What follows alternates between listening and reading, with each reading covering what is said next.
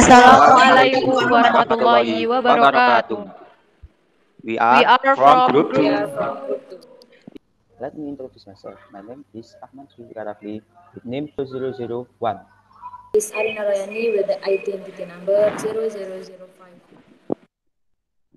My name is Arum Gurnia Putri, NIM 0006. And the last, my name is Aswina Ismatulusna, NIM 0007. In here, I will be explain the definition of cement. What is cement? The definition of cement is an adhesive material in the form of a soft powder if water is added as a reaction hydration. The raw material of cement are limestone with the name of the chemical compound CaCO3. This material is the main component of cement. This material needs 84% until 92%. And then the clay with the chemical name compound AlSiO5. This raw material usually named as a alumina silica hydride. And then the iron sand with the name of chemical compound Fa2O3, and this material is to increase the content of the raw material. And the last one is silica sand with the name of the chemical compound SeO2. This material is to increase the content of the raw material. There are the flowchart of this process. And the next section will be presented by Arina. The next is process production of cement. One is mining of raw materials, or usually we can call it as penambangan bahan baku. In mining of raw materials, there are stripping of overburden, and then drilling or pengoboran, and then blasting or peledakan, and then loading, pengangkatan, and then dumping is dropping material limestone from the dump truck to the crushing. And then 6 is crushings, is break the chunks of limestone into smaller size. And the last steps of mining of raw materials is storage. Using the stock life system, namely limestone product from crushing are directly moved of storage. And then the second process of cement is prepare of raw materials, or the main is penyiapan bahan baku. Processing of raw materials, the form of limestone, clay, sand, and iron sand are processed into dry pits mixtures from rotary kilns. And then the next is we will explain by my friends Aswina. Selanjutnya yaitu proses yang ketiga, initial grinding atau penggilingan awal, di mana pasir besi berkontribusi pada mineral Fe2O3 dan pasir silika pada mineral SiO2. Kedua bahan baku penolong tersebut akan dicampur dengan pil batu kapur dan tanah liat, di mana yang jumlahnya ditentukan oleh raw material design. Dengan menggunakan alat vertical roll mill atau VRM, di dalam alat ini tidak hanya terjadi proses penggilingan saja, tetapi juga terjadi proses pengeringan. Material yang akan digiling dari ukuran masuk sekitar 7,5 cm menjadi maks 90 mikrometer.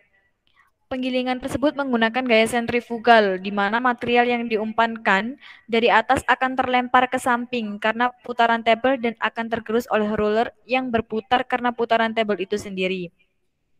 Sedangkan untuk media pengeringannya menggunakan udara panas yang berasal dari suspension preheater dengan suhu sebesar 300 sampai 400 derajat Celcius.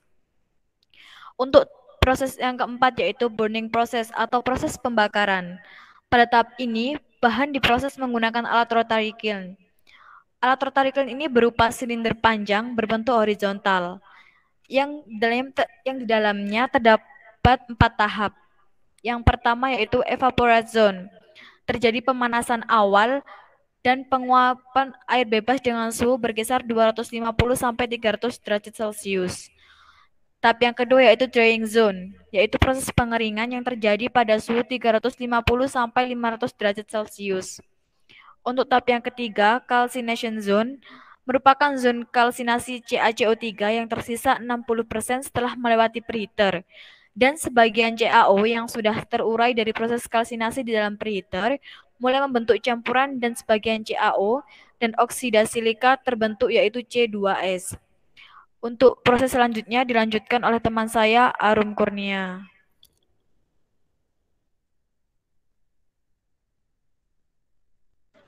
Selanjutnya, yang kelima ada final grinding atau penggilingan akhir. Proses yang ada hanya proses fisis, yaitu penghalusan material. Di sini material mengalami penghalusan lebih lanjut dan kemudian keluar melalui discharge dengan paket elevator dari air slide.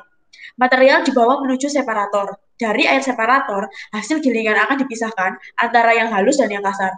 Partikel halus sebagai produk akan terhisap dan tertangkap oleh dust collector. Sedang partikel kasar direcycle ke tube mill.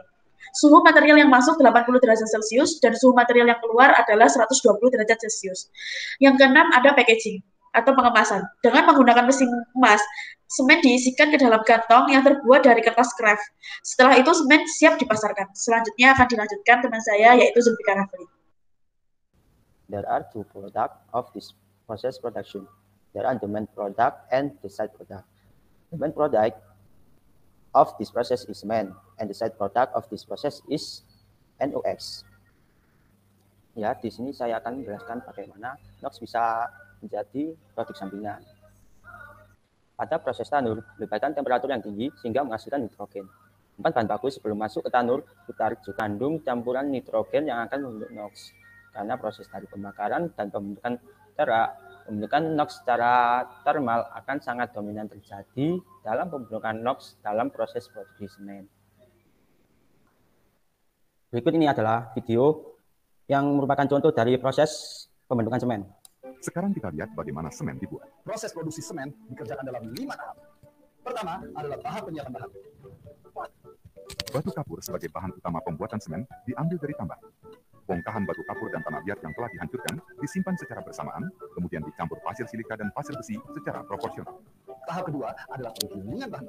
Bahan-bahan tadi digiling hingga mencapai kehalusan 90 mikron, kemudian dimasukkan ke dalam silo pengaduk.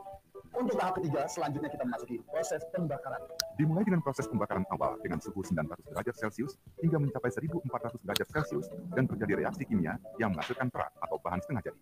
Untuk tahap keempat, penggilingan akhir. Perak ditambah gypsum menjadi semen Portland jenis 1 atau PC1.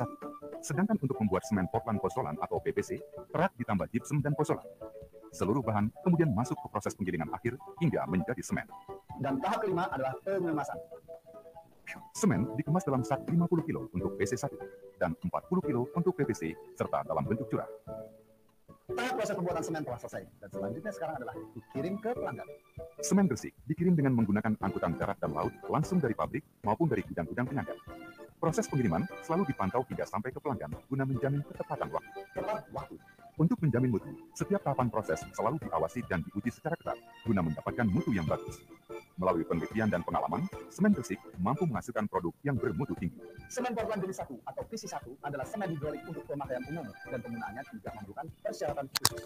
Antara lain untuk bangunan gedung, perumahan, jalan raya, jembatan, landasan lapangan terbang hingga gedung pencakar langit, serta komponen bangunan seperti tiang panjang, beton pracetak, pratekan, beton ringan seperti paving block, hollow brick, dan lain-lain. Semen Portland pozolan atau PPC adalah semen yang mempunyai panas hidrasi sedang, tahan terhadap sulfat dan air laut. Contoh penggunaannya antara lain bangunan gedung, perumahan, bendungan, beton masa, bangunan tepi laut, dan dermaga. Salah satu unsur bangunan yang vital adalah beton. Beton memiliki 3 kriteria, yaitu harus kuat guna menahan beban, awet, tahan terhadap lingkungan dan cuaca, serta ekonomis. Nah, untuk menghasilkan 3 kriteria tersebut, perlu diperhatikan beberapa aspek, yaitu pemilihan material yang baik, perbandingan campuran yang tepat sesuai aturan, serta pelaksanaan pekerjaan yang benar, yaitu proses pengadukan campuran beton harus diawasi dengan benar agar campuran beton lebih merata. Selanjutnya, beton diangkut dari tempat pengadukan ke tempat penuangan. Selama proses pengangkutan beton harus dijaga agar tidak tumpah. Kemudian, beton harus dituangkan secara terus-menerus agar diperoleh kualitas yang sama. Lalu, dipadatkan dengan alat penggetar atau rojokan. Terakhir, beton perlu dirawat dengan cara membasahi agar selalu lembab untuk mencegah keretakan dan memperoleh kekuatan yang baik. Untuk mengetahui tingkat keenceran beton, dilakukan pengujian SLAM sesuai dengan persyaratan beton yang dibutuhkan. Pengujian SLAM harus dikerjakan dengan teliti dan benar. Selain itu, diadakan juga pengujian kuat tekan untuk mengetahui mutu beton. Semen Gresik, kokoh tak tertandingi. Thank you for your attention. Wassalamualaikum warahmatullahi wabarakatuh.